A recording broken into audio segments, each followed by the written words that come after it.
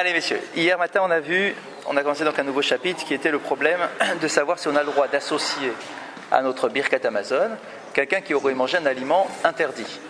On a dit interdit dans le sens très large du terme, c'est-à-dire même si c'est interdit par les Chachamim, d'accord, je ne peux pas l'associer à mon Birkat Hamazon, d'accord. Donc si le pain a été fait avec du blé qui n'a pas été prélevé, ou sur lequel il y a une she'ela d'après les Chachamim qu'il faudrait le prélever simplement, mais pas d'après la Torah, et que ça n'a pas été prélevé, eh bien d'après la Halacha, je ne peux pas l'associer à mon Birkat Hamazon, d'accord. Donc que l'interdit soit un interdit de la Torah ou même un interdit des Chachamim, je ne peux pas associer cette personne au Birkat Hamazon. Et on avait dit que même si on est neuf à avoir mangé quelque chose de kasher sans le moindre problème, et que lui, il a mangé un pain qui n'a pas été prélevé, par exemple, et que ça appartenait à un juif, comme on l'a expliqué hier, eh bien, je ne pourrais pas l'associer à mon Birkat Hamazon, même si c'est lui le 10e. Maintenant, on nous dit... c'est logique, c'est bien. Ha'ochel davar ha'asur ba'achila mechamat ha'sakana, rachai litzaref lezimoun. Par contre, si c'est quelqu'un qui mange quelque chose d'interdit, mais qui pour lui est autorisé, par exemple, Mishum Asakana, à cause du danger, alors on pourra l'associer à notre Birkat Hamazon. C'est-à-dire, quel est l'exemple ? 10 personnes le jour de Kippour. Ah, alors Kippour c'est juste après. Kippour c'est le point d'après, regardez, c'est juste là. Ici l'exemple premier, c'est un qui ne s'applique plus à notre époque, mais qui à leur époque, à l'époque du Shulchan Aruch, existait. Vous connaissez cette halakha qu'on avait déjà abordé, que lorsque l'on trempe un aliment dans un liquide, il faut faire Netziat Yadayim, vous le savez bien. Dans la liste des 7 liquides, il y a le sang. Et là-bas on pose la question, mais quand est-ce qu'on trempe un aliment dans du sang ? Personne ne trempe un aliment dans du sang. Réponse là-bas du Mishnah Brura, et il nous dit, si quelqu'un a besoin, son médecin lui dit, il faut que tu prennes du sang, à l'époque, d'accord, c'était les trucs de l'époque, les remèdes de l'époque, il faut que tu manges du sang. Alors, si, parce que tu es malade, tu dois tremper un aliment dans du sang, et que tu dois consommer du sang, alors sache qu'il faudra faire des Netziat Yadayim avant de le manger. Et bien là, ici, on peut avoir exactement la même idée. Tu manges un aliment interdit. Parce qu'il y a tu as un problème de santé et le médecin te dit il faut absolument que tu manges ce truc-là. Ah, mais c'est pas kasher. Je te dis tu dois absolument le manger.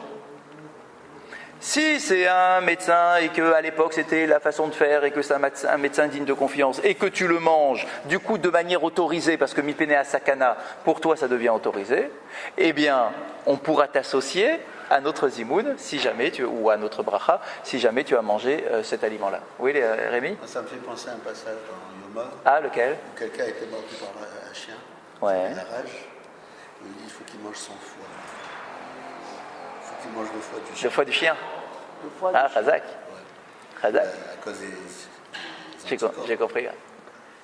Ah, pas mal. Déguerri dans le poison du chien. Chazak. C'est pas à cause de la projection, là, celui qui voit les petits chiens dans l'eau et tout ça, c'est pas cette histoire-là. C'est dans l'Agmara, ça, de Yoma, ça ? De Yoma ? Ok. D'accord, donc en tout cas, après, C'est la projection, non, je crois. on s'interroge pas sur le... Je crois que c'est plus un problème psychologique. Après, il le voit partout, le chien. C'est pas une histoire comme ça. Ah, de consommer ce qui t'a mordu. Bon, il faut regarder. même quand il mange En tout cas, donc peu importe ici la réalité scientifique de l'histoire. D'accord. Ici, ce qu'on nous dit, c'est que si jamais on est dans un cas où tu manges quelque chose qui est normalement interdit, mais que toi tu as le droit de le manger parce qu'il y a un danger et que tu dois absolument le manger, d'accord. Alors du coup, pour toi, ça devient un aliment autorisé. Donc tu peux t'associer.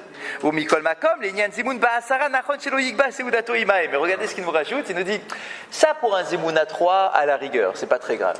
Mais pour un zimoun à 10, d'associer quelqu'un qui a mangé un aliment qui intrinsèquement n'est pas kasher, même si lui il avait le droit de le manger, pour un zimoun à 10, on va lui demander de ne pas s'associer à nous, d'accord, et de ne pas fixer son repas avec nous pour ne pas prononcer le nom d'Akadosh Baruch Hu.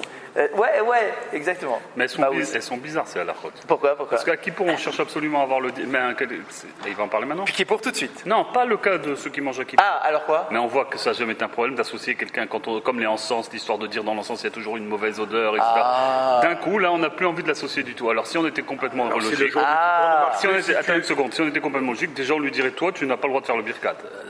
Pour lui tout seul, indépendamment. Ah, mais bah oui, on va y arriver, bien sûr. Bien sûr, c'est juste là, hein, on y est. 2 minutes. Encore une chose. Donc, imaginons le cas de gens malades qui doivent manger à Kippour. D'accord? On est dans un hôpital ou dans une maison de vieux. Les gens, ils doivent manger à Kippour. Ils ne peuvent pas rester sans manger. Bien. Et Shrichim Levarir Birkat Hamazon. On est bien d'accord que quelqu'un qui mange à Kippour, s'il mange du pain, il doit faire Birkat Hamazon. On est d'accord?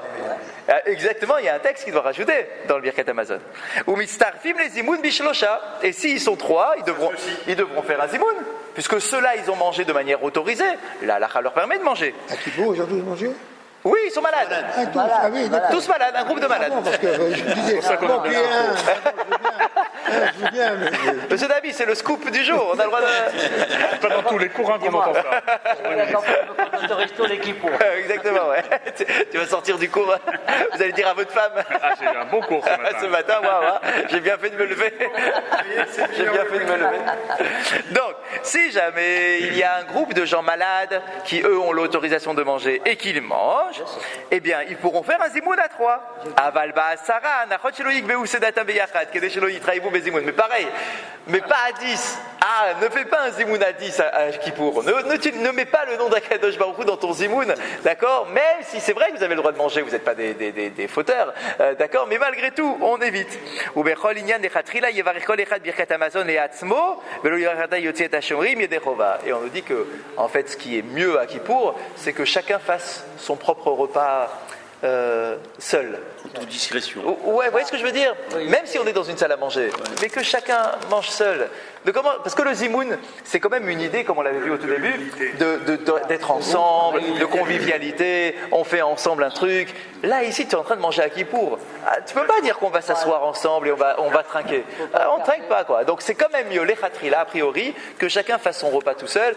Ça ressemble un petit peu aux préparatifs qu'on a sur Tisha B'Av. Ça, Aouda Mefseket, ça passe pas. Alors maintenant, Ah, Razak, là, aucun problème. question, monsieur le rabbin. Ouais. Si, par exemple, c'est une question de sakana, Oui. la guerre, Ah, par exemple, ouais. l'armée israélienne, Ok. Et que on mange. Ok. ne le traite pas. Donc, de jour de Kippour ou pas Jour de Kippour. Ah bah très bien. Donc il nous dira quoi? Il nous dit, ça rentre très bien, que quand c'est un zimoun à 3, on peut sans problème, d'accord? Et à 10, on évite. C'est-à-dire qu'on considère que chacun mange seul ou par petits groupes. On ne fait pas un grand repas à 10 à Kippour comme si tout se passait normalement. D'accord? Mais pas de problème, on a le droit de manger sans le moindre souci. Et maintenant, on arrive à votre point. Regardez, on commence parce que ça va être assez long. On nous dit déjà, Aochel davar asur ba'achila. Ben yu asur min haTorah, ben yu asur miderabanan, eno mevarech alav, lo kodem achilato, velo achar achilato. Déjà, le principe, c'est celui-là.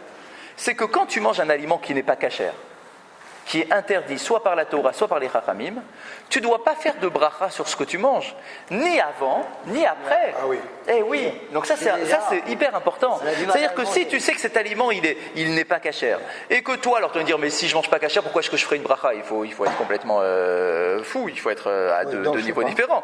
Imagine, c'est quelqu'un qui commence à faire teshuva, qui apprend qu'il faut faire des brachot, mais qui mange pas encore kasher, d'accord? Peu importe le cas. Vous êtes en sakana, vous êtes dans le désert, vous n'avez rien d'autre à manger que du porc. Ah, et non, le problème du sakana, ça va être différent. Ça va être différent. Là, ici, on parle d'un cas normal.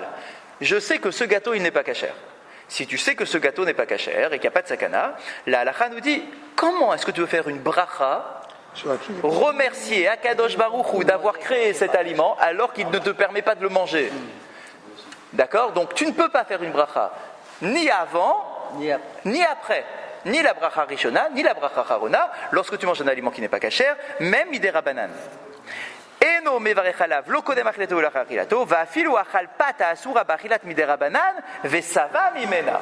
Et même si tu manges du pain qui serait interdit même par les chachamim, et que tu as été rassasié, donc du coup c'est intéressant, parce que si je suis rassasié, c'est-à-dire que mon birkat Hamazon, je dois le faire d'après la Torah, et que ce sont seulement, entre guillemets, les chachamim qui m'interdisent de manger ce truc-là. Donc on pourrait se dire, attends, je dois quand même donner la priorité à la Torah, j'étais rassasié, il faut que je fasse mon birkat. La halakha nous dit non, tu ne feras pas ton birkat, même si l'aliment est interdit par les chachamim. Donc l'exemple qu'on a donné hier, quelqu'un qui aurait sa petite culture de blé, d'accord, dans un pot en Israël, dans un pot qui est totalement hermétique. D'accord, on a dit hier que les prélèvements sur ce blé-là, c'est des prélèvements qui sont instaurés par les chachamim. Donc imagine, toi, tu as eu suffisamment de blé, tu en as fait un peu de farine, et tu as fait un petit pain avec ce truc-là. Et que tu as mangé, mais que tu n'as pas fait de prélèvement, tu as mangé et tu as été rassasié. Donc tu pourrais dire, hey, d'après la Torah, je dois faire le Birkat Hamazon, je suis rassasié. Et d'après la Torah, pardon, je ne suis pas obligé de faire ces prélèvements. Eh bien, la halakha va nous dire, non, même si l'aliment il est interdit que par les Chachamim, eh bien, tu ne pourras pas faire le Birkat Hamazon, même si tu es rassasié. D'accord, donc c'est un point déjà important. Parce qu'il n'y a pas eu de prélèvement. Exactement. De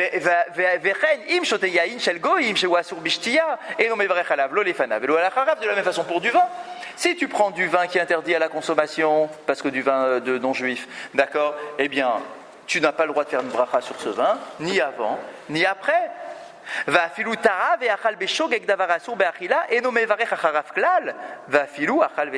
Et encore plus loin, si tu as mangé un aliment, tu ne savais pas qu'il n'était pas cachère, tu t'es trompé, ou on t'a trompé.